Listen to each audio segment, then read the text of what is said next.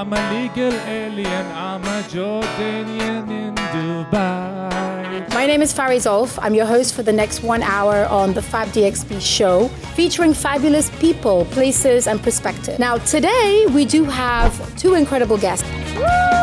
Today is going to be something that's going to really resonate with you, especially if you're interested in marketing and community building. What are the biggest mistakes that people are making in their business activities when it comes to marketing? This is my favorite subject because... Yay! Okay, great.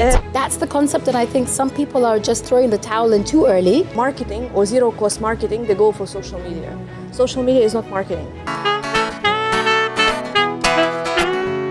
And I do believe there is an energy, there is a power, there is a force. I know the code of conduct, for us, we've had conversations offline. Oh, Lord. And they have been fascinating in itself. Curate the people, the audience that you want to bring in. You need to create a space of collaboration. So all that depends on you as a founder. Yeah. These are kind of things that you don't really, there's no rule book in this. There's no formula you have to. That's when a lot of the communities that I see these days tend to fail. Haven't created the community, you've just created mayhem.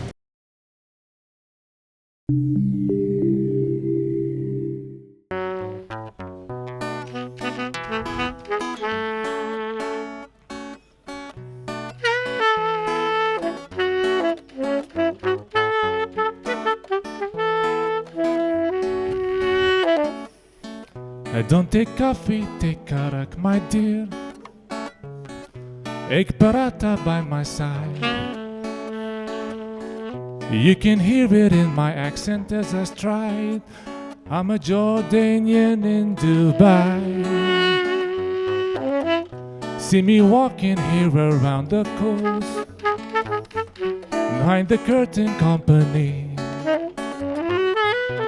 singing about marketing and growth. Yeah, we'll try and then we'll see. Oh, I'm an alien, I'm a legal alien, I'm a Jordanian in Dubai. She's an alien, she's a legal alien, she's an Iranian in Dubai. Take it away, man.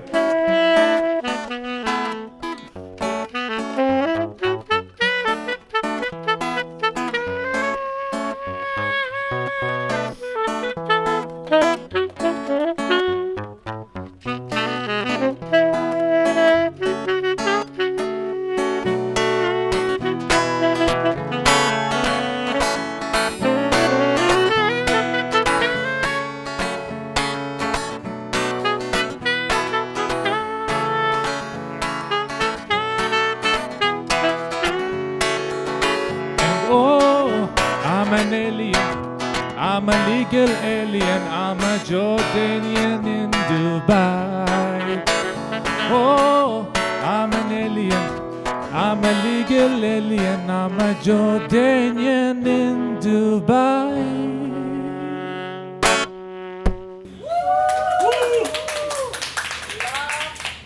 Thank you for staying online with us. Thank you for joining us today. My name is Fari Zolf. I'm your host for the next 1 hour on the FAB DXB Show. And this week, like every week, the plan is to go live to bring amazing, beautiful conversations to the forefront, featuring fabulous people, places, and perspectives that are featured here in this amazing city of Dubai. Now, today, we do have two incredible guests, and both of them are special to me because we go way back. But their message today is going to be something that's going to really resonate with you, especially if you're interested in marketing and community building. So, without any further ado, what I want to get into is a beautiful conversation with a beautiful soul, someone who I've known for years now, and her journey in just a decade that I've seen, from really hustling and starting a startup that was just her and her co-founder, has now grown into a beautiful business that is helping multiple other brands flourish. She is an expert and a consultant and a strategist when it comes to marketing. And I'm so pleased to have her on the show today to really dive deep into the do's and don'ts and everything that we need to know about staying ahead of the game when it comes to marketing. Without any further ado, I'd like to welcome the beautiful Alexandra Deeva. Oh, thank you so much. Every time I think when I meet with you, it's like a flashback to the memories that we have decades ago where we started. And yesterday when I was making an audio message to you, I was just walking in the Media City and very close to In5 when we used Do you to remember do... those events we Exactly. used to do? My When I goodness. came there first, very fresher, didn't know what to do, and I saw this event which was the fun nights, Yep. like, or Fun the days, DXB, the fun yep. DXB, and then there was the failure nights when Yep. people were sharing their Yep. stories about their business and how they set up things in Dubai.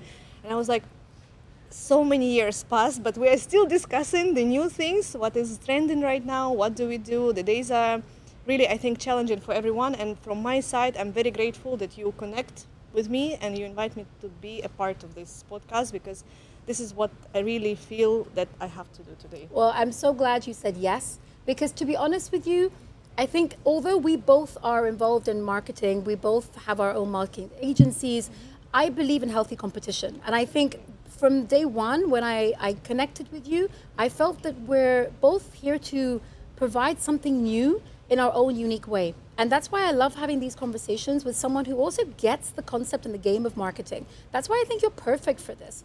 And in my view, I really see you kind of choosing your niche path and you're doubling down. And I see you flourish, I see you thriving, and I see you keep coming up with creative new ways. So I couldn't think of anyone better to have this conversation with. So Alex, are you ready to get into this? 100%. Let's go. Okay, fantastic. First thing, and I'm not going to hold back, I want to get into the mistakes that businesses are making right now. We're in these challenging times. Businesses are having to get super creative. They're having to decide on what they're actually going to be spending money on, what they have to cut back on. So let's get into this. What are the biggest mistakes that people are making in their business activities when it comes to marketing? Honestly speaking, there are plenty of mistakes.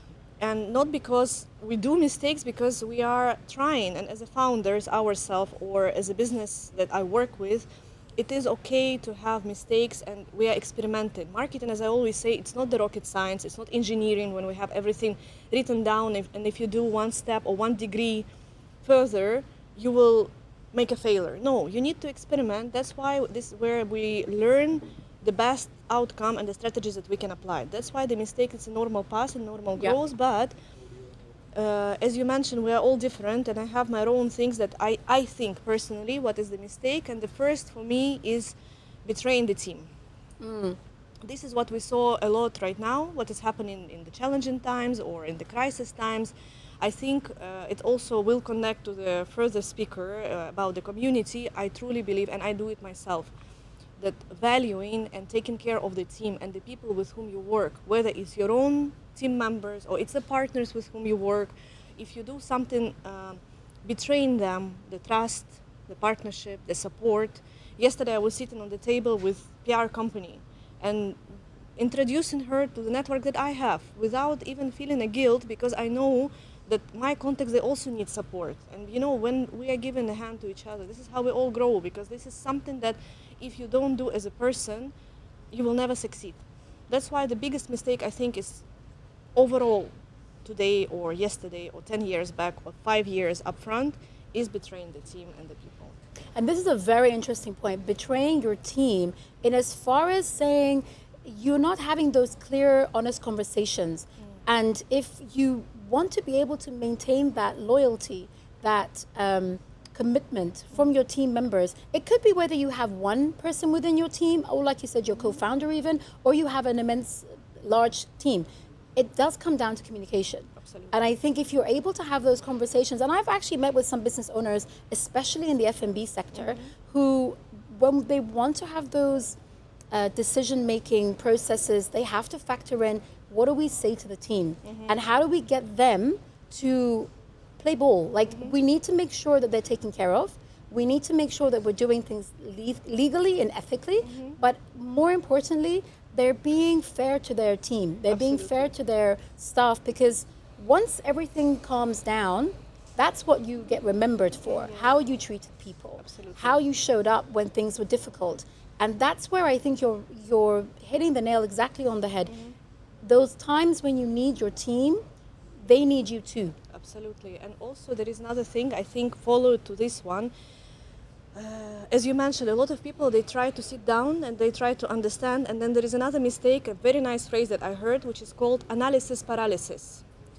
Yes, this is a I was phrase like, which, yes, it yes. hits so deep because there are two types of the founders or general managers or department leaders, let's say, who take the time to analyze the situation and then they paralyze everything. Yep. They don't communicate what is happening, they don't transmit the information that they have in their head, they don't ask advice, they don't build the relationship in the situations where they need to hear someone or to ask opinion or to be transparent. So, and it could be the same in marketing communication or in internal communication. So this analysis paralysis, the brilliant word that could be equivalent of mistake. I agree because it applies to so many things I've noticed. I used to do it myself when I was thinking of should I start this initiative, should I start this service, should I start this business. I would get so critically involved in the preparation and maybe perfectionism and then analysis part of, but who's out there doing it? Who are my competitors? What do I have to do? So much so that it would literally prevent me from even starting. Yeah. And now I think the decision-making process, this analysis paralysis, you, again, hit the nail on the head. I love this. It is so real right now. When you get caught up in that, again, the communication. You can go into the analysis phase of what can you do, what should you do, what shouldn't you do, but communicate it. Yeah. I think, again, that's another very interesting point, the communication. Super agree with you. And then after that, there is another thing that came up to my head, that apart from that, when you build these systems, let's say, right, and you understand what to do, I reflect to, I think the rule that we have in Russian language, we say that the average mark that happened is better than the excellent mark that never happened. This can be a quote, a completely... I take it every yes. time on my projects yes, meeting. yes. I said, we can discuss hundreds of things, but if this will take you a month to execute, leave it. I don't want to do it. Yes. I will do it just as a trial. I will make my mistakes. I will understand what to do. I will learn, and then I will come up to something corrective. I threw, I think, around maybe 15 collaborations in the past 2 weeks. All of them successful? No. Did it create mass in my operations in the projects which I manage? Yes, it created, because people were not ready, the places were not ready. A lot of things like got messed up, and maybe extra stress, yeah, like we all face it. But did I learn something? Yes. And that's the beauty of it. You took that chance. You took that leap. You weren't 100% ready.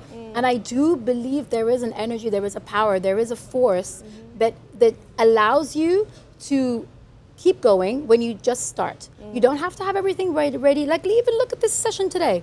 We were ready to go, we're sitting there, and all of a sudden the laptop just dies. So what do? We don't panic. We just think we're gonna go with the flow. And I even said, let's just not do the live. Let's just actually record the content. Because I think that's what we need to take in as your mindset.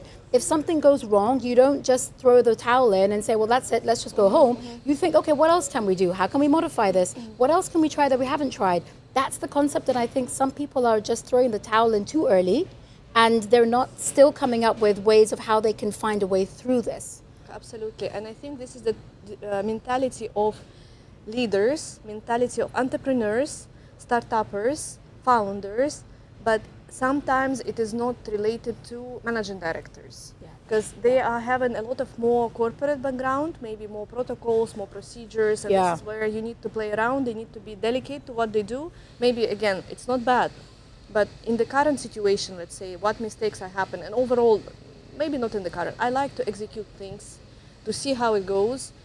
Doing mistakes, it's fine, plenty of them can be in the business management, but it's okay to try, to start with something. I agree. I think that's a beautiful way to get the message across that instead of sitting there waiting for this magical thing to happen, you have to try multiple different things. Sometimes they will all work. Sometimes it will not work at all, but you don't know until you try. Absolutely. And I think that's, again, goes back to if you're going to get stuck in paralysis analysis, you're not even going to try anything. Yeah. This is very interesting. Exactly, you can see right now on the market, those who tried, who didn't stop, they're still shining and they are getting some flowers from what they see. Yeah. And even if you don't get anything out of it in terms of outcome and results, you're learning along the way what is working for you, where you excel, where you need to improve, what you don't want to do at all. So I think it's a learning curve in so many different ways. Beautiful. That leads us into very different kind of conversation, but very important one. Again, let's say for times when founders, business owners, they've got limited budgets, okay? They've got to be a little bit more tight on the cash flow. what can we do in terms of accelerating our marketing activities when you have very small budgets? This is going to reach into a lot of people in terms of their psyche and their mindset. What would you say would be those strategies they can adopt? This is my favorite subject Yay! because Okay, great. I started my career overall by experimenting and learning the tools of zero budget marketing. So we ourselves, the project that we start working with, how we started the agency, the consulting, we were on the field where we were, or our clients were just the founders without zero budget. They didn't have investment, they didn't have the pitches that everyone are talking about. It's just an idea or service or product that they brought on the market and they didn't know what to do with that. So what we did, we were creative. So I passed this stage and I know the tools because and when it happened right now on the crisis time, I reopened them back, see, okay, what worked for us, and I restarted myself to see if it's still working, and it worked. So in this... So tell us, Alex, what are those tools that are in the little golden chest of tricks you've got? First thing is, and this is exactly, again, it will resonate to the second chapter of your podcast today, it is the building the community. But building the community, it will take ages, right? You don't need to sell yourself in the beginning. You can't. You don't have this network. To build a social power, you need maybe 1 year, 2 years, 3 years, depends. But you can always take this audience from the company who has this community already and to reach out to the people who can be your cross-collaboration portals. The audience are existing on the market. For example, if you run a marketing agency, accounting firms, they have a clients that you need and you have the clients that they need. If you exchange the database, make one podcast, make one email campaign about something, make one reels, post it with zero cost over there, you exchange the knowledge that you exist on the market and they exist on the market. We just recently did a collaboration with a logistics company, 3PL. I have nothing to do with the 3PL, but my clients, they might need them. And their clients, they need my marketing service. So we exchange it, and right now we're doing some consulting just to see how it goes between our clients. There are plenty, and you can see, for example, if you're a floral company delivering the flowers, it can be the beauty salons. So you just need to write down, in marketing tools, it's called cross collaborations, right? Where you have the same audience but different products. Yeah. List them down. You will see plenty of them, and just reach them out, say, hey, I'm a founder of this company, I'm thinking to launch this one. How do you think about doing networking event? How do you think about writing an article together and see what's happening? A lot of companies, second one, which following again from the first one, is PR. People are undervaluing the value of the PR, and PR is not the advertising. It's the I think they're misunderstanding what PR means. Exactly. Yeah. It's just something when you have a knowledge, each of us maybe right now in the room or behind the screens, they're expert or know the things that no one else know. For example, you may tell about the value, how the communities are being built right now, or how the business environment changed, how the startup environment changed. You have the knowledge that I don't know and the others. If you write a small article about it and distribute it to the PR agencies or to the PR emails, to the newspapers, magazines, they will be happy to feature you because they're in need to get the content that is fresh, authentic, and the knowledge that no one else knows.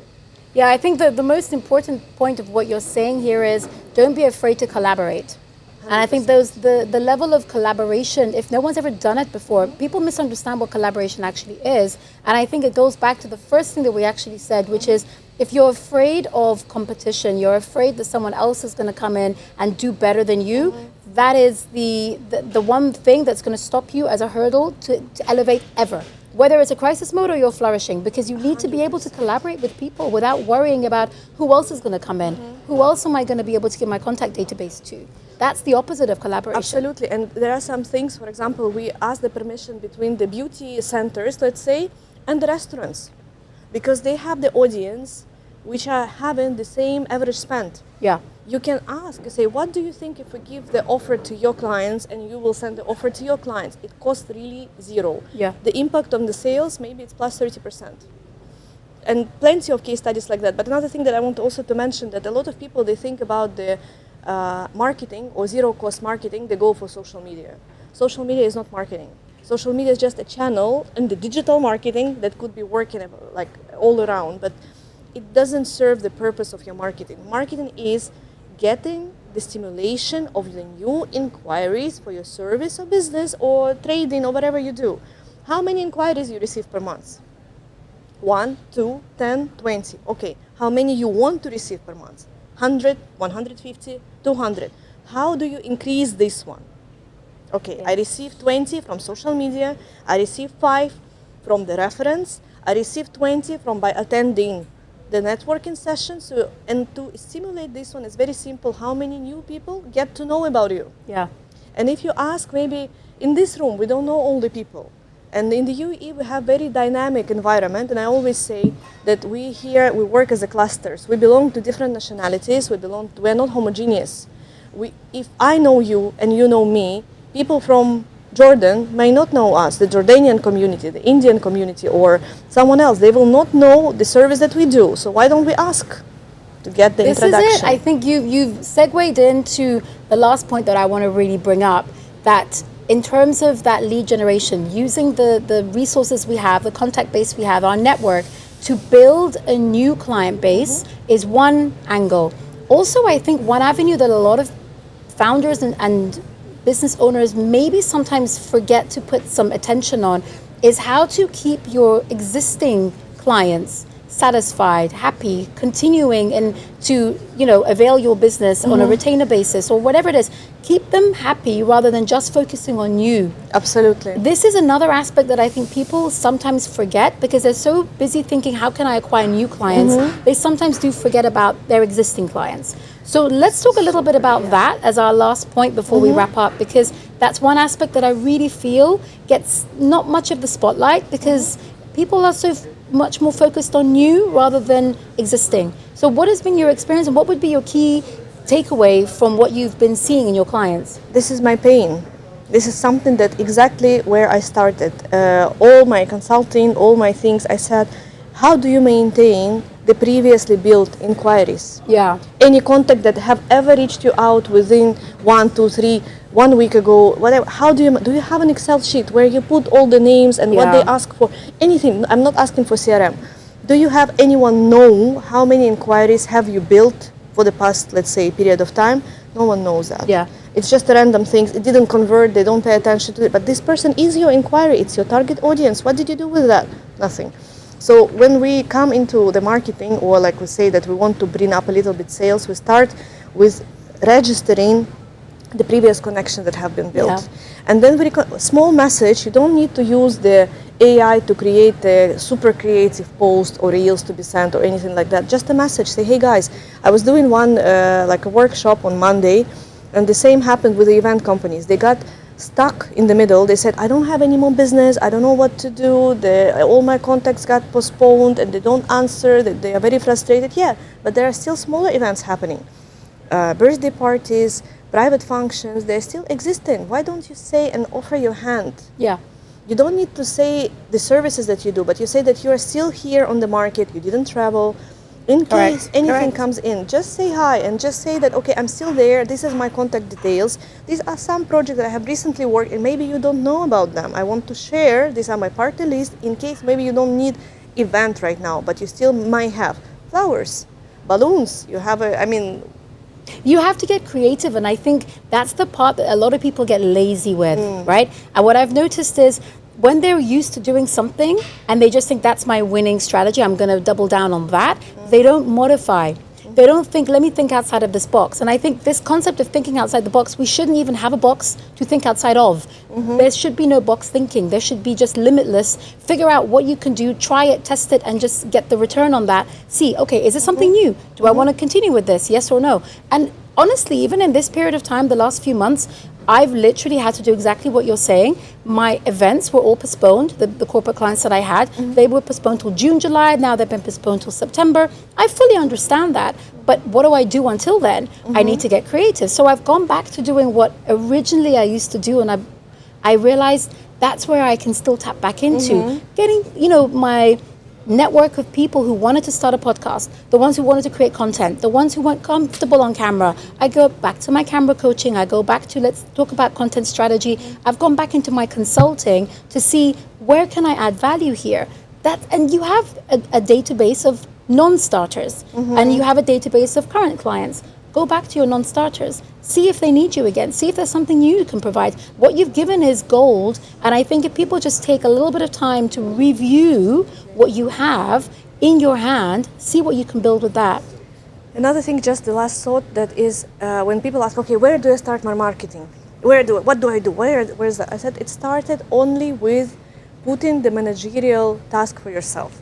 Since you are the founder or you are the manager of your own things, it will not work unless you put it as an executional plan. You need to write it down. Say, okay, how do I do this collaboration? You need to write it down. What do I do? How many new collaborations I need to have per week? Who can be my target audience? How many you contact? And unless you put this checklist for yourself, because the executional part is on you. You think, you create, you execute. If you don't control yourself on that, nothing will be there. I agree, and you have to walk your talk. You have to have some form of plan to at least know that if you've done it, you can then tweak it and do it something different next week, or do something totally different, or do something the same. But you need to have a plan, and that plan needs to be executed by you. So I love that. Thank you for that tip.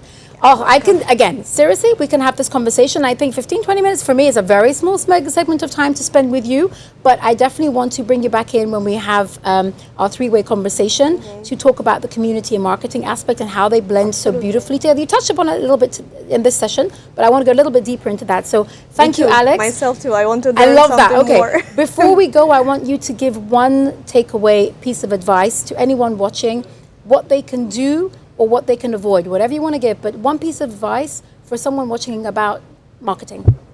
I would say make a plan. You know, this is nothing but self-organization. I know it could be frustrated right now, and especially in the things when you don't know where to go, you need to pull yourself up. No one else can do that for you.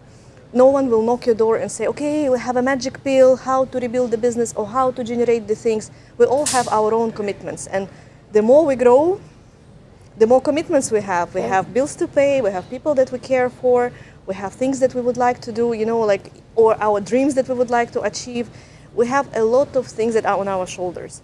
To make them work, you need to be recording tasks again and be more proactive and say, okay, these are checklists for today, I need to complete them. Don't just lay down or dumb scrolling or whatever it's called right now. Oh my God, don't talk to me about doom scrolling, Alex. That's a whole different, that's what I lost 2 months of my life to in this start of the year. We should be responsible for ourselves. No one else can do that for us, unfortunately or fortunately, but this is our journey. And that's a beautiful note to end it on. It's our journey. Thank you so much for being a part of this journey. Alex, I love you a lot. I want to have more conversations with you, but in the meantime, we're going to hand over to a little bit more of a creative flow. Okay, guys, are you ready for this? We've got our amazing duo, Nick and Mo, going to play another song for us. She pushed her forehead on my chest to let me know the hug is over. And she does this cause she knows that otherwise I won't let go. Cause how long is long enough? And how much is too much love? Then we walk back to our lives. I spend my time on writing stories till the lines they start to rhyme and the melodies start forming as I try to find myself.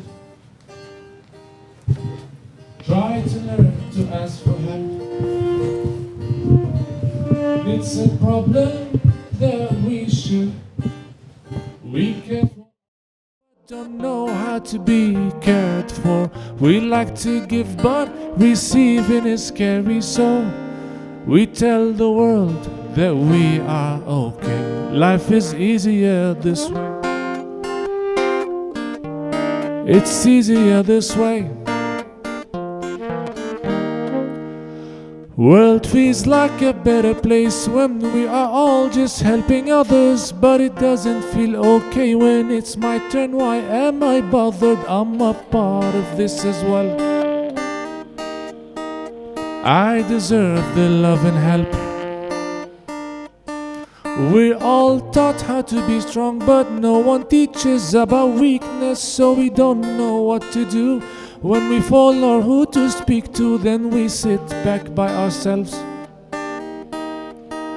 wait for the bad parts to end. Maybe problems are meant to be shared, and it takes courage to ask for care. and receiving should feel okay. So please say how you are and what you need. Every day life is beautiful this way. It's beautiful this way. You make the world a better place. Yes you do, don't shake your head. You're not less for needing help. You are much more with your friends. Here if you need anything. Thank you guys. Thank you. Thank you for giving us these vibes. Love it. Thank you, guys. You're not going away. You're going to be playing some more songs, so stay tuned for that. Now we're going to move on to my second guest. And today I'm feeling very nostalgic because both the guests that I've got today are from at least, I would say, a good 10 years ago that we met. So I'm going to put a little bit of context. For those of you who might remember a little community called FAB DXB, sharing failures about entrepreneurship. Yeah, that little gem, this is where I met my amazing second guest. And came to find out, not only is she very curious about failures in entrepreneurship as a topic, but she herself is a brand and growth strategist. And she actually has grown one of the biggest communities called Product Me, and that was all focused on product managers coming together, organically grown, no paid advertising, no paid nothing. It was pure organic. Over 3,000 members they had, 6 huge brand collaborations. So I can't find a better person to have this conversation with me about community, building communities, effectively creating them, and everything that is involved from A to Z. So without any further ado, I'm going to hand over to my amazing second guest, Prerna Prasad. Thank you so much, Fari, for inviting me for this session. I'm so glad you said yes. Scheduling is one of the things that sometimes might delay the conversation, but I'm glad that you were able to make it today. And it happened at the right time. Always does.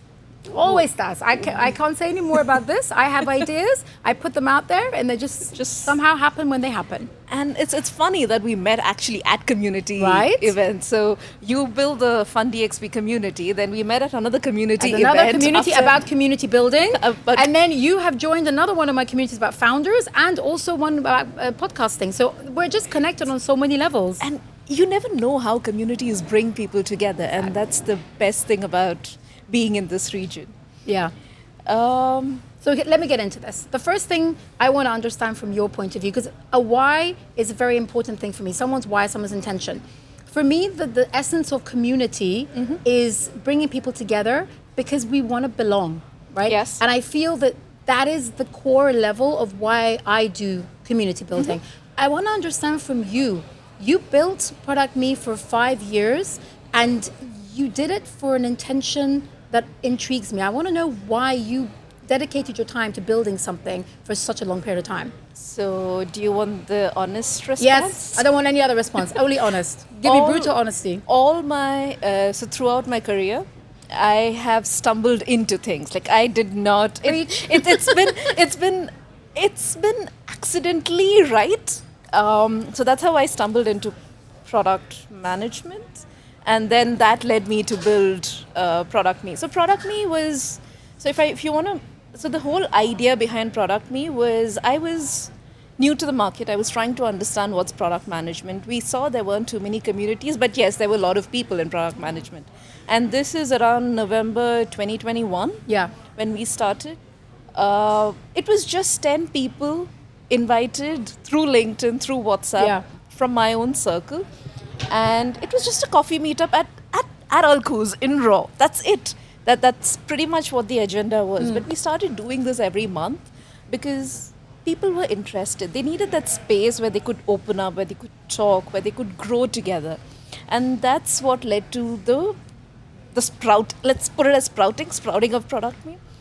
And trust me, I have never done, be it, I know we talk about marketing and how you got to market things. Trust me, in the 5 years we've run Product Me, I have never done anything related to paid marketing.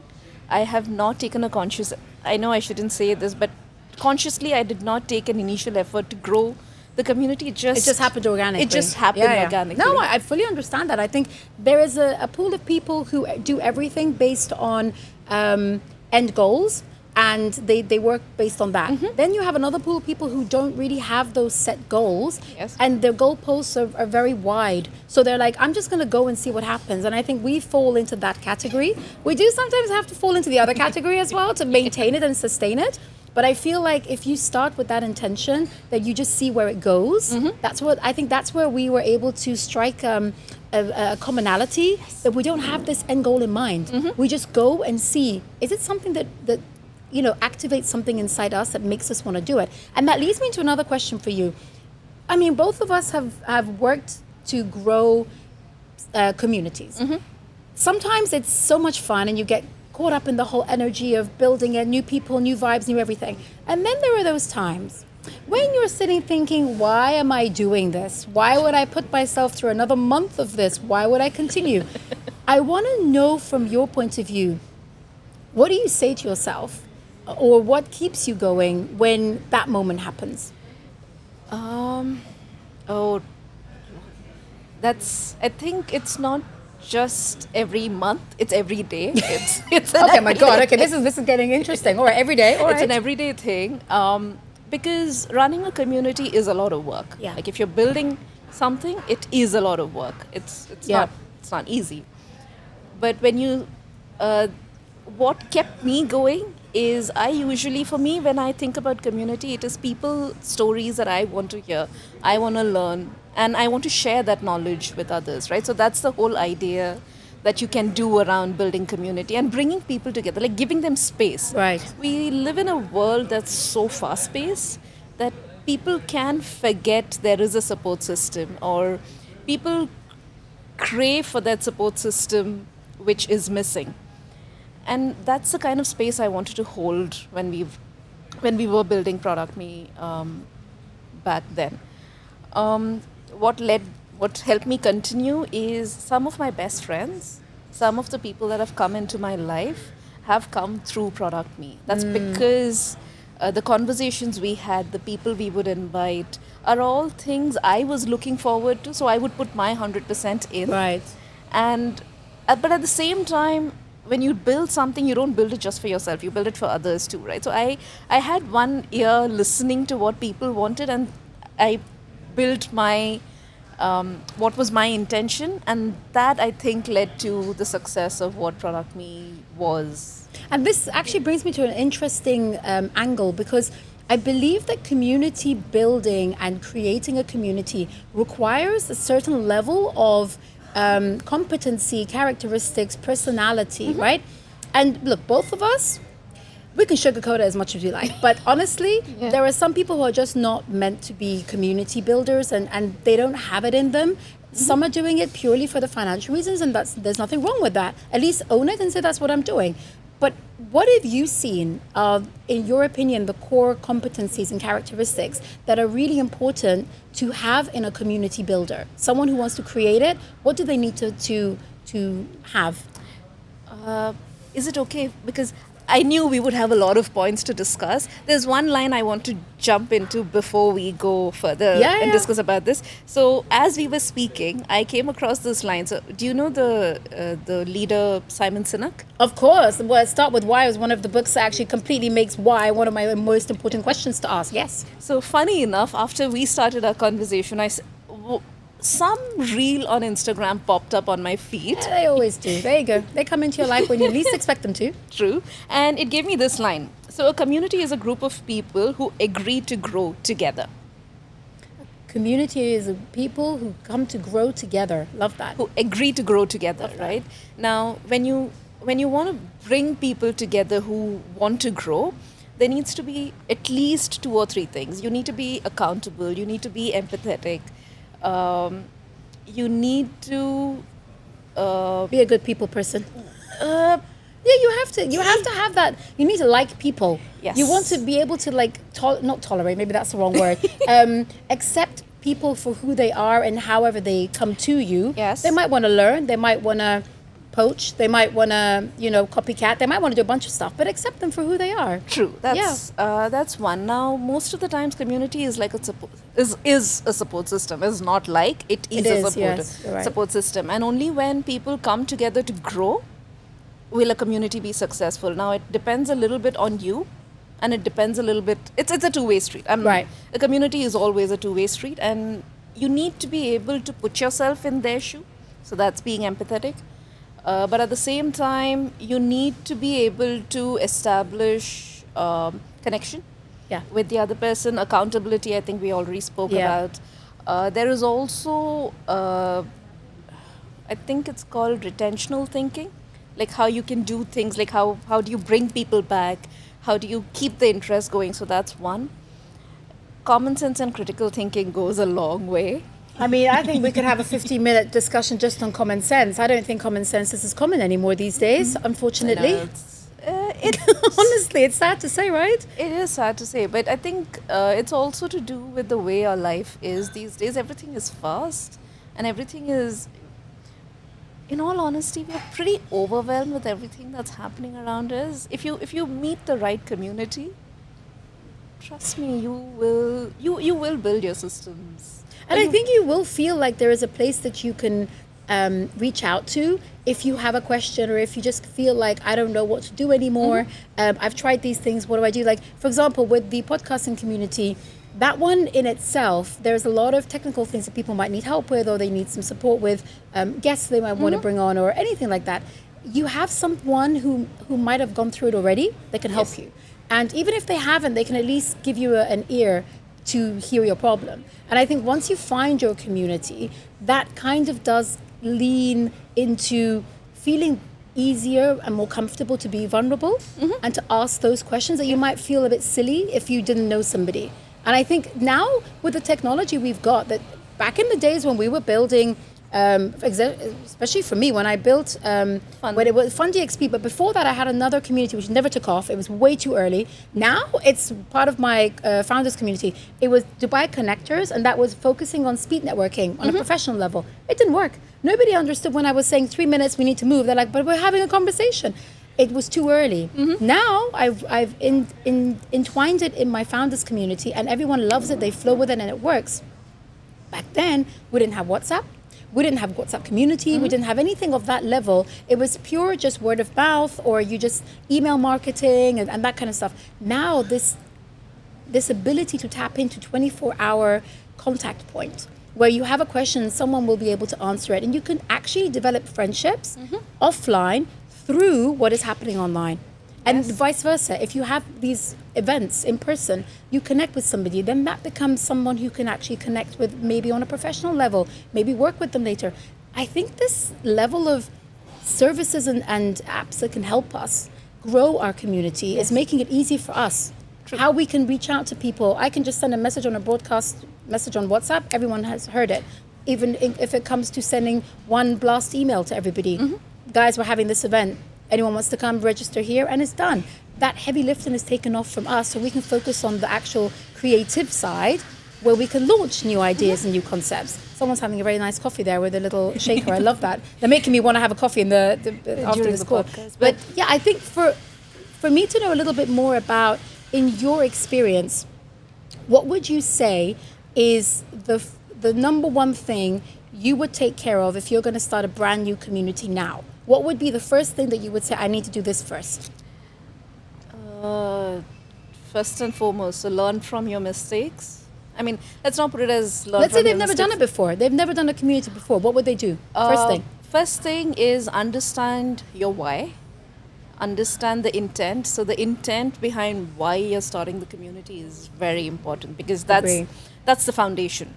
Agree. Regardless of whatever happens, your foundation has to be strong. Because I think that's what keeps you coming back and keeps you going, even those times that you want to just give up. That is very important. Agreed. It roots you. It basically grounds you. Correct. So foundation is definitely one. So thinking about what's the why, not just for the customers, I mean, not just for the people who come into the community, but also for you. Yeah. Because when you build a community, there is always a personal reason. I know it might not be the right thing to say. I mean, it might not be what people want to hear, but whenever you build anything, it always comes from personal intent. Yes. Like it comes from within. Like me building product, I did have a personal agenda to it. There's always a personal agenda associated to it. Now, let's say even if moving forward with the new brand that I'm working on, it's called Curiosiac. My whole idea behind that is how can we build curiosity in people? How can we build brands with curiosity? Now, I am a curious person. I want to learn from you. I want to learn from somebody else. So that's my intent behind. It's part of you, so you put your element into the DNA of the community. And that becomes the seed. And then you let it grow. So the foundation, the why, intent, as we spoke about, then it is who is it for? And Your who audience. is it, the audience, and who is it not for? Well, this is an interesting one, because what if you don't know at the beginning? You just kind of like have a wide audience and see, because some of the times when I've started, like let's say with Fun DXB, the audience was clear. They're either entrepreneurs or they want to be entrepreneurs, but they were all interested in failure stories. That was clear, right? So the audience was kind of wide, but it niched down. When it comes to, especially when I do founders, it's generally founders who already have a business. I haven't really attracted the ones who want to start. I'm kind of in the zone of the ones who have. But it's their interest in terms of speakers who come to showcase their expertise. Now, I did a trial where it was creative, right? It didn't work. I tested it because I was like, I'm genuinely interested to tap into my creative side, but the community didn't love it. So I said, okay, I tried it. I understood what the community wants, and I pivot moving on. But I think you've got to try certain things so you figure out what your community really wants, what your audience wants, and what are you interested in. There has to be a bliss point somewhere in the middle, I feel. Not to overthink it too early, but put it out there and see who attracts. You got to test. So there's two things to it, right? So you can do things the way you want, but at the same time, you need to have a listening ear to what the community wants. So you got to think of it like a sponge. Yeah. You got to be able to do, it needs to go both ways. You need to listen to what the community needs, but at the same time, you can test the ideas that you think might work. And see, it's a trial and error. There's no one right thing that can go right for everybody, right? You test, you trial.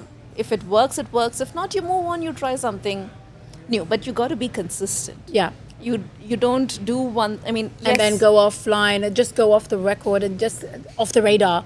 And then you pop back in again, in 3 months' time. Hello, I'm back again. The consistency, I think, people do rely on you. People rely on you. They rely on the support system. Yeah. More than rely on me or rely on whoever is building the community. They rely on the support system. Right. Humans are social beings. We need that sense of belongingness to something. Now, I know you spoke about how, who is it for, right? So for your community that you said, it is for founders. Now, you do know who it is for. Yeah. But when you tested, you realized it's more for people who already either have a business or are pretty successful. Right. And even maybe one step, like they've started the business, now they're looking for the support system to grow. So that's your who. You need to be able to find, or maybe even curate that. Yes. Like curate the people, the audience that you want to bring in. You need to create a space of collaboration. So all that depends on you as a founder. Agree. And also setting boundaries. Oh my God, that's a very interesting topic. Boundary setting, yeah. That's I think it's like one of those Alice in Wonderland deep holes. Yeah. Setting boundaries, setting a framework or maybe a system on how people should behave, how people should interact is very important, because it can go both. It can go sideways. And that's when a lot of the communities that I see these days tend to fail. I think that comes into a little bit more of code of conduct in terms of like you set the tone, you set the boundaries within which people can and cannot maneuver, but you also give them that space where they're able to share what they want, but within those parameters. I think as the builder and the community manager, if you like, because a lot of communities, like both of us, we haven't had community managers. We were the manager, the creator, the support system, the everything. But for example, a lot of the times when you want to set those boundaries, I think it does make spending a little time vetting people and just keeping an eye on the level of conversation. If someone does report something to you, you do address it, you do look into it without just like brushing it off and saying, well, you can deal with it yourself. It's your community. It's like, you need to look after that. It's something you need to nourish and water and kind of talk to a little bit, allowing it to flourish as a flower would. It is. Sorry, I lost my train. It's fine, because I know the code of conduct, for us, we've had conversations offline. Oh, Lord. And they have been fascinating in itself, because there's a lot of do's and don'ts when it comes to community, how you conduct yourself as someone who's part of the community, someone who is running the community. And these are the parameters of which I think whoever is in charge sets the tone. And if you allow people to overstep, then you really haven't created the community. You've just created mayhem, because there is no accountability. Everything kind of goes out the window. You need to have someone who's going to be accountable for what they're sharing, how they're speaking, how they're communicating. And if they do, share something inappropriate or that doesn't follow guidelines or rules, then you need to address that. And then there has to come in this force of, after how many times when someone's gone wrong or they've, overstepped the line, do you then decide, sorry, you gotta leave? These are kind of things that you don't really, there's no rule book in this. There's no formula you have to follow. You test and try, and then you learn. Now, because we've built communities, we understand that. We've learned it the hard way. We've learned it the hard way. Now, if you want, you can learn from ours. Learn from our learnings. The other thing is now these are like guardrails, right? Yeah. We speak about, but along with these guardrails, you need to let the community flourish on its own too. You set in the guardrails and you let it grow. Correct. It's like I think it's called the moss. How the moss grows in nature. The seeds are planted. It knows it needs the good weather. It needs good water. Yeah. But you let it grow. You let it bloom in a way it wants. Correct. But make sure the parameters are there, or guide it the right way.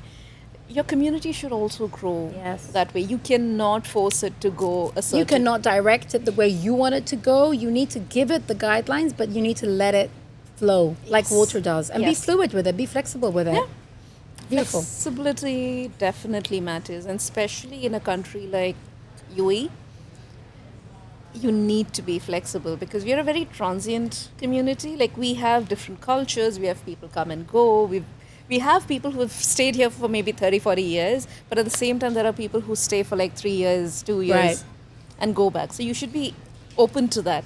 And different cultures bring in different, it's a melting pot of... Exactly. Yeah, it's a melting pot where you can learn from different cultures. You pick what works for the community and you leave the rest. Right. This is the beautiful part of this conversation. Now, before we wrap up and go to another track with Mo and Nick, for me, it's interesting to bring your expertise into this, because when you build something and you've grown it organically and it's happened in a way that you didn't have the goalpost set, you kind of went with the flow of things, you learn so much.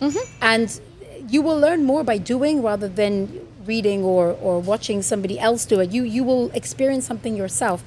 I think for me, what I see in you is you've learned so much in a very short period of time. And 5 years is in theory, yes, long to build something, but it's short when you look at like what else you can do in 15 years.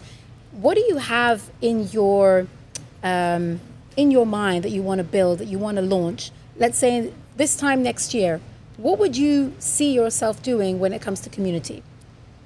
Definitely Curiosity community is something I'm looking forward to. But at the same time, we need more community. There are a lot of professional communities here and a lot of running communities. I would love to see cultural, experiential communities where it's about authenticity, where it's about learning from each other's culture. We live in a country like UAE. With over 200 nationalities. I mean, that's in itself a huge experience, right? You learn so much from so many people. There's so many stories that can actually go around. There's so many misconceptions that we can actually correct in terms of culture. Now, let's take one example. The Indian culture is so vast, but the amount of information we have about Indian culture is maybe that much Right. outside. So how can we build, curate something around that? Right. But the other thing I do want to leave this conversation with is, don't try to build something very new. Like, yes, you have a good idea. See how you can build that idea with the existing system. So think of it this way. We as a region, we build, we do a lot in terms of WhatsApp, right? We use WhatsApp as our primary form of communication. Don't try to come up with, this is just an example, don't try to come up with a new format or a new platform to build your community. Try to mingle with the existing system. If people are comfortable using WhatsApp, introduce your community on WhatsApp. Like, make sure the communication happens on WhatsApp. Yeah. And then maybe slowly you can introduce something new. So don't try to build against the friction. Don't go and rub against the friction. Try to blend into the friction and then grow and sprout your own community. I love that. So use that as a springboard with what's working, and then start modifying small things and testing them to see if they work as a new way of doing it, or a new form of communication, or a platform, or whatever. Very good advice from someone who's done it before very well. And I know that there's something you're going to be launching, which I'm going to definitely be having you on the show again to help other communities who want to start growing. You're going to give them the tools how to be able to do that. So that's very exciting. Thank you so much for joining on this session. I've really enjoyed just having that conversation. There's so much we want to get into, so much more juicy stuff, which we're not going to get into, because I think we need to be careful. I mean, there's a lot of stuff you know about me and I know about you, but we can have that conversation on the side. So yes, thank you so much for sharing. Thank you for bringing your insights. And if anybody else who actually wants to build your own community, there's a lot of insights you can pick up from this conversation, and feel free to reach out to Prerna, because her details are going to be on the description. So reach out to her, ask her for her opinion if you want to, start your own, and tap into her. She's a wealth of wisdom right here. So thank you so much. We are now going to hand over to Nick and Mo for another track. All right. So we're going to pick things up a little bit with a nice blues track. Change of pace. Hope you guys like it.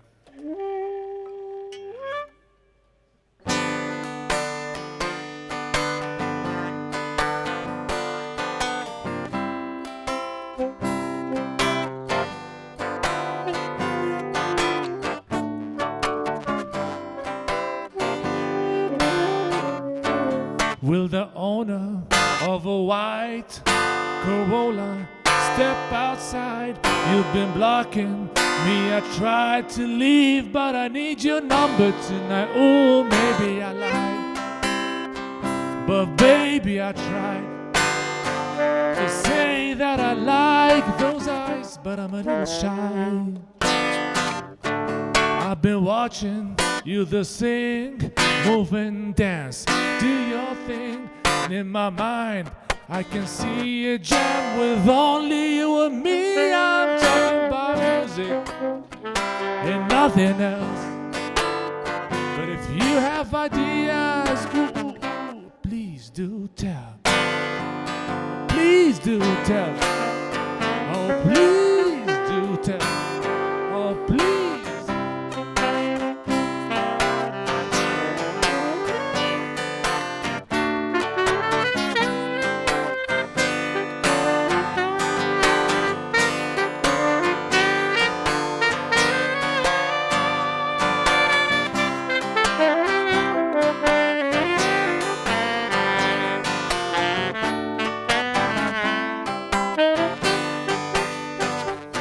In a few weeks, 8 p.m., I'll be walking to House of Gems, park my car, same place, hope that I get blocked again. Find me that Corolla girl, got Coronas in my hand, and if she plays her cards right, then maybe we go for a drink.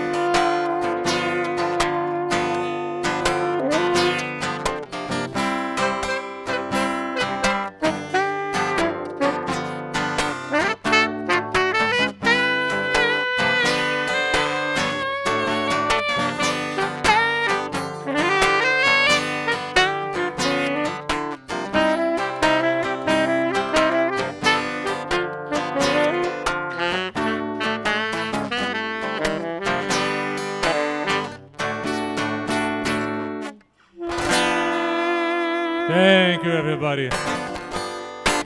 I love this. The vibe, we're going to go with the flow. You might see there's a new person here in the panel who is, I see, as a mini Alex, but of course we have Satora. Beautiful that you are. I'm so happy you're here. She's a budding marketeer. She's a budding performer. She's a budding everything, right? So I love the energy that she brings. So I'm like, please come along. Maybe you can even join in the conversation. Who knows? Let's see. Let's have this flow of conversation and see where it goes. So ladies, you were able to bring your expertise and your know-how to the conversation when we discuss marketing, what can be done right now in terms of being able to maneuver with the certain limitations we've got, but as scrappy and resilient that we are, we're able to find ways and building communities. This is why I think this is a beautiful conversation to have together.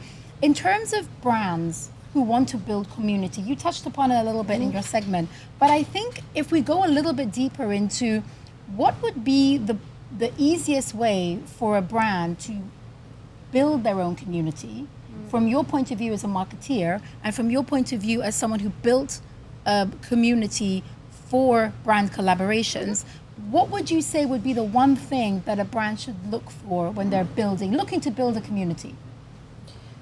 I would say it's very difficult for the brands, for the commercial brands, to build their own community just from the scratch, because they want a quick result usually, and they rush and they want to see. That's why what we recommend always to engage with the community, maybe to do something for them, to listen to what they want, to offer them something, the space, the offers, the things, the advice. Right. It depends what the community needs. But to build it, honestly, I'm not a domain expert there, because it requires patience and maybe, I don't know, there are a lot of things to listen to them. You need to... See, this is what came into our conversation, listening. I think listening, reading the room, if you are someone who wants to build a community and you are very heavily involved in the marketing strategies for the brand, I think they misunderstand what building community really is. Absolutely. They think that it's just, let's put an event together, let's do some networking, let's get some content done, and bish, bash, bosh, we have a community. But they miss the essence of what happens after the event. What are the conversations that are being shared by the members within that brand, that community? And I think that goes into after the event. Yes. So again, in terms of, let's say, that brand who wants to build a community, what would you say is the thing that they should totally avoid?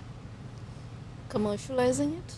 So that's going to be difficult if a brand, that's all they focus on, commercialization. So let me put it this way. Now, marketing gets, yes, I do a little bit of marketing too, because I focus on the growth side. One thing I've realized is when you're building a brand, marketing gets people into the door and keeps them in. Your community becomes your advocates. Yep. I think we spoke about the Harley-Davidson group. Yeah. Now, Harley-Davidson has an organically built community attached to it, and it's been going on for many years. Like it's not something that happened yesterday. It's been going on, and there are more and more people joining the Harley-Davidson community, and that sprouted organically. That's a very effective use of community building for a brand. Yes. Done very well, yeah. And if I have to think of a brand which is started here, that has a community of its own, is there used to be a biker cafe around Dubai. I don't think they're here Cafe anymore. Rider, right? I think it was called. Cafe Rider is still there. There's so which another. One is the biker one? There was another one. I think he closed down during the pandemic. Okay. But what he did is he built the brand first. Actually, there's a marketing community we can talk about. Okay. Alex? I think we all know We know an Alex? Alex House of Social. House of Social. So she built her brand and then she built the community along with it, right? Yeah. And it grew organically. It's growing. It's doing pretty well for itself. So that's, I think...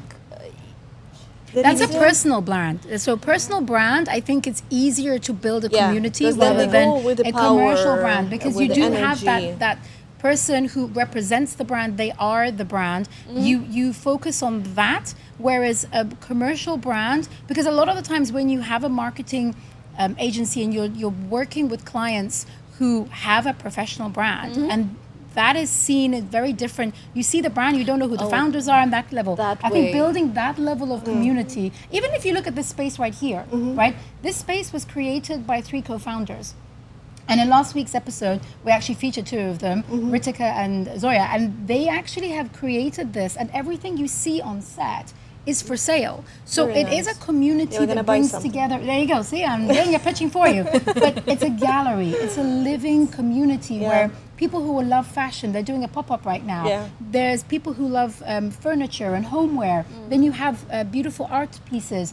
It's everything together. A very nice example right now that caught me for the community. I have never been there yet, but I already want to go there. Okay. It's a place, good skaters. You know, they opened a coffee shop together with a skating facility in El Quoz. Yes, in Okay. Sorkal Avenue. Yeah, so I didn't see them, but I already told to Sitora. I think Satora, maybe see, you've come into the conversation. You've several instigated the times. interest. Yes, because she and I asked her. I said, "Do you want to go to the skate?" And I said, "Not sure." I said, "There is a place which is inside right now because it's not outdoor Yeah. where you can do the skate, and there are people who can train you as well over there." So So that is a kind community of, I built think on it skaters. is. I think so, but I didn't explore it yet. I want to. I want to see. You should. It's actually very nice. Yeah. But see, it's spaces like those, right? Now those are collaborative spaces. Different brands can come in. For the life of me, I cannot remember the community. I mean, there's a brand that actually built a good community around it. We'll come to you when you remember it. Yeah. But I think there is an essence of the fact that that space holds an interest. So the common interest will bring the people in. Yeah. Then the friendships you build and those connections that you make will be able to go outside of the community, and you'll continue with that. If that works in personal branding and it works in this kind of level, common interest, I want to see where the gap is for the commercial brands. Because I think the first thing you said was correct. The thing that people do wrong is to commercialize it. But for certain brands, that's what they base it on. That's what community for them means. It means how can we commercialize this concept, this brand, into reaching a wider audience? So you don't commercialize the community. You commercialize maybe a product or a service that you offer the community. Maybe. Maybe because Or some are doing maybe I would sponsorship. say here a little bit different. Maybe you cannot commercialize it before you build the trust. Yes. This So, is a very good point. Yes. What is missing between the commercial brands? They cannot sell something without having a trust. And why they go to the communities? Because community can be an advocate for the brand with whom they work. This is what we do. Because I always tell to my clients, I said, don't jeopardize selling straight away. No one knows you. Yeah, you have to build the trust first. And then Correct. how you can build this trust? Go to the communities. They will talk about you, giving you the credits that you are genuine. That's Yeah. right. Word of mouth, referrals, this kind of thing, that's built on trust. That I think is something that's the easiest way to build a community. Yes. When you build something, like we said, built on a solid foundation, which is your intent, that will automatically, word will spread. And people will want to come. Yeah, and I think another thing here that this social power that all of the residents here who live more than 5 years, let's say, they have, people don't know how to. You cannot then say, okay, I pay you money, so you talk about it. You cannot do that, right? But Well, they this do. actually, People do. they You do. can. But I mean, They you know, do. You can, but it's not. it's not authentic. yeah. Yes, It's not and really then sustainable you for a long need period of time. exactly. But in reality, if you have people who will talk about you and give you these credits, and sometimes you cannot commercialize. There are some sport communities. I mean, again, there are people who do in paddle, they do swimming, they do a lot of other things. These communities are closed, and if you are not, if someone talks about whatever you do, restaurant, I mean, candle making, carpet making, whatever it is, they will feel, wow, it's nice, because Yeah. they will believe you. But to make it happen, to be featured across different communities, this is the goal of any brand. Yes, it's true. I think building the trust, keeping it authentic, allowing that consistency to be there, making sure that you are listening to the room and you're hearing what people are wanting, and being flexible enough to pivot. These are the core competencies that I see you need at the core of every community to build it into an effective and, worthwhile community. Because I know there's a lot of communities out there that people enjoy going to for whatever reason. But what are they getting at the end of it? Maybe they've made one new contact, maybe they've made one new friend, maybe they've gone to a nice place that they didn't know before. Or maybe Beyond they just that, refresh. you need to see, like, what are you getting from it? Whatever it is, I think double down on that and go with the flow of whatever you're creating as the creator behind it, and as the attendee joining it, join as many as you possibly can and see what flows with you, what you like, what you don't like. got to be curious enough to try. Yeah. You have to be curious, especially in a place like this. I don't know many people. I don't think many people know this, but Dubai culture in this region hosts free workshops for kids and these are cultural workshops. Like these are creative art and craft workshops. That's building a community of its own. It's bringing people into the Dubai libraries. Nobody knew none of us know that we can actually go and sit and work for free in the Dubai library. Only when you do these kind of events, open up. That builds a community around. Yeah.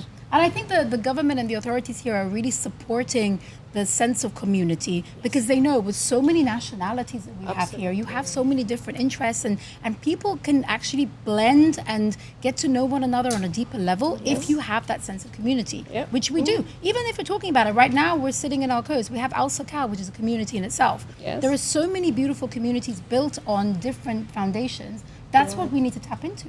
I got to know that the whole area of the First Al Khail Road from Al Zarqal to Sukaim will be transformed right now into their cultural hub. Yes. Community, art, See, and cultural hub. And they said right now it's open actually for any pitch that people can go into, and they can pitch for the project. And if you have any idea and kind of creation, you can... It's beautiful. They're calling it the creative zone. Yeah. If you go around Al Quoz, especially around Al Zarqal and even around here, you will see boards where it's written creative zone. So that is UAE or Dubai trying to build the creative ecosystem. And I think all the businesses there, they have a right to add up activity in their license if they operate from there to open up to the communities. This is brilliant. I mean, we are in the creator economy. So at the end of the day, the creative energy that is within this city and this country, I think the cultural element, the creative element, and the community all coming together, possibilities are endless, ladies. I think this is just the spark of a conversation, which I'd love to go into deeper, but I want to now wrap up so that we can finish the podcast on a curious note where people will be interested to know a little bit more. And if you do want to connect to either one of these beautiful ladies, there are going to be their Instagram handles and more details within the description of this podcast.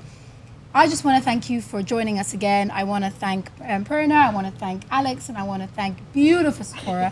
And of course, I want to also thank everybody who's joined us. Thank you for engaging. Thank you for telling more people about this. This is something we're going to be holding on a weekly basis. The point of this entire show is to bring fabulous conversations, perspectives, people, and places together.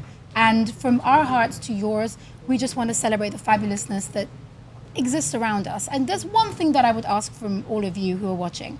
Today, before you go to sleep, just reach out to someone who is fabulous in your life.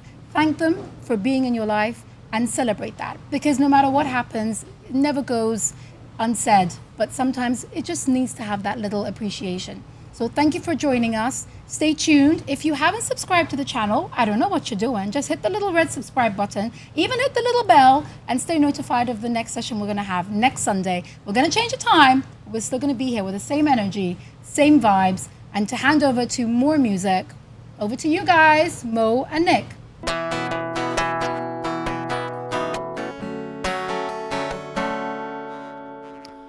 I hope your some days would turn into nows. And I hope your love stories turn into vows. The morning coffee will wake up your dreams. That smile of yours bring the world some peace. And I hope that you will always surround yourself with people who love you out loud. Hope you can always say what you feel in a safe place like the one you gave to me. And life is not perfect, but like you told me, we go for magic, not perfection. Making the best out of every morning, and every day will just get better. So follow your own moves and march to your own drums and follow your own rules. There is no right or wrong. And when you win or lose, you just keep holding on. Because if you stay along the way, one day the world will sing along to your song.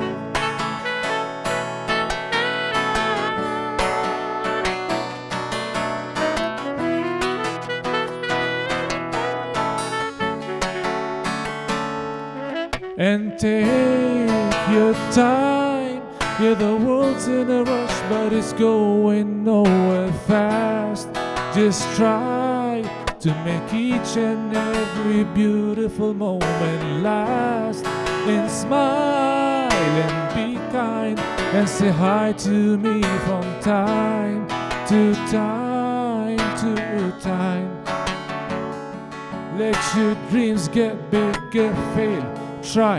Life's that simple, and overthinking won't fix things. More big risks, go and don't sit still, and come back with stories of moments just for me, and know that I will always love you, always. So make up your own moves and march to your own drums and follow your own rules. There is no right or wrong, and when you win or lose, you just keep holding on. And if you stay along the way, one day the world will sing along. So make up your own moves and march to your own drums and follow your own rules. There is no right or wrong, and when you win or lose, you just keep holding on. And if you stay along the way, one day the world will sing along to your song, to your song, oh, to your song.